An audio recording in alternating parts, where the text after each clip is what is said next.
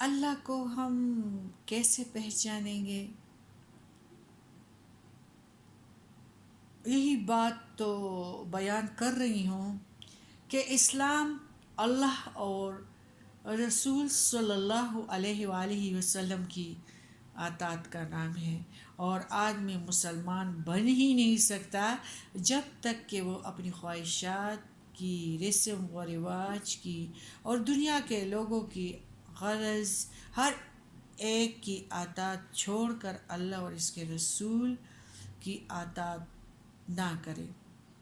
آج بھی آپ لوگوں کو یہ بیان کرنا چاہتی ہوں کہ اللہ اور اس کے رسول صلی اللہ علیہ وآلہ وسلم کی اطاعت پر اس قدر زور آخر قرآن پاک میں اللہ تعالیٰ کے اس سندیسے میں کیوں دیا جاتا ہے؟ ایک شخص پوچھ سکتا ہے کہ کیا خدا ہمارے اطاعت کا بھوکا ہے؟ نعوذ باللہ، کہ وہ ہم سے اس طرح اپنی اور اپنے رسول کی اطاعت کا مطالبہ کرتا ہے؟ کیا نعوذ باللہ خدا بھی دنیا کے حاکموں کی طرح اپنی حکومت چلانے کی ہوس رکھتا ہے کہ جیسے کہ دنیا کے حاکم کہتے ہیں کہ ہماری اطاعت کرو، اس طرح خدا بھی کہتا ہے کہ میری اطاعت کرو؟ آج بھی اس کا جواب میں آپ لوگوں کو دینا چاہتی ہوں۔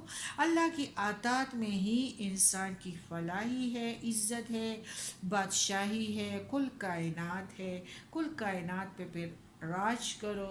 لیکن اصل بات یہ ہے کہ اللہ جو انسان سے اطاعت کا مطالبہ کرتا ہے وہ انسان ہی کی فلاح اور بہتری کے لیے کرتا ہے۔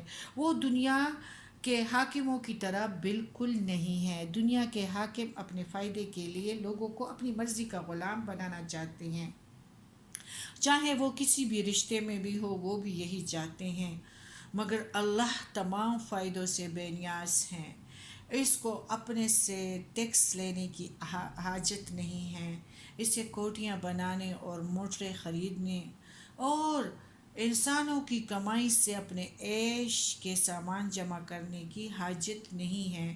وہ پاک ہے، بلند ہے، کسی کا محتاج نہیں ہے، دنیا میں سب کچھ اسی کا ہے اور وہ سارے خزانوں کا مالک ہے۔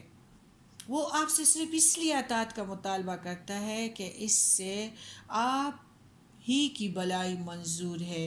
وہ نہیں چاہتا کہ جس مخلوق کو اس نے اشرف المخلوقات بنایا ہے وہ کسی ایسے ذلیل اور یا جاہل اور یا شیطان کے غلام بن کر رہے، یا کسی انسان کے غلام ہو یا ذلیل ہستیوں کے سامنے سر جھکائے۔ وہ نہیں چاہتا کہ جس مخلوق کو اس نے زمین پر اپنی خلافت دی وہ جاہلیت کی تاریکوں میں بھٹکتی پھرے اور جانوروں کی طرح اپنے خواہش کی بندگی کر کے اسفل سافلین میں جا گرے۔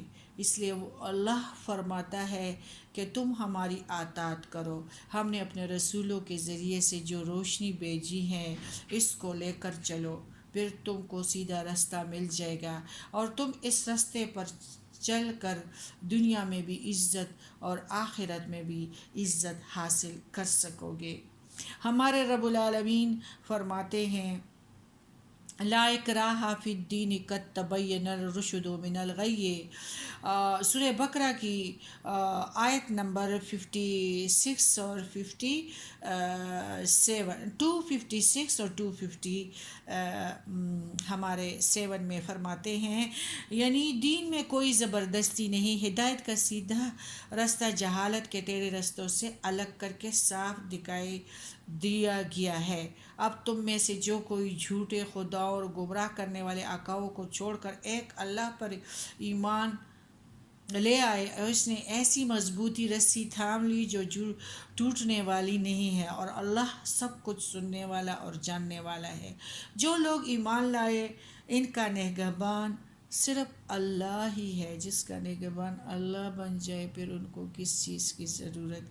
اور وہ ان کو اندھیروں سے نکال کر روشنی میں لے آتا ہے، اور جو لوگ کفر کا طریقہ اختیار کرے ان کے نگہبان، ان کے جھوٹے خدا اور گمراہ کرنے والے بہت سارے آقا ہیں، جو تردد اور تھکا ہوا درماندہ ہوتا ہے، بال بکھرے ہوئے ہوتے ہیں، سکون اور اطمینان تو ان کی زندگی میں سے نکل جاتا ہے، اور ان کو روشنی سے نکال کر اندھیروں میں لے جاتے ہیں، اور وہ دوزخ میں جانے والے ہیں اور ہمیشہ اسی میں رہیں گے۔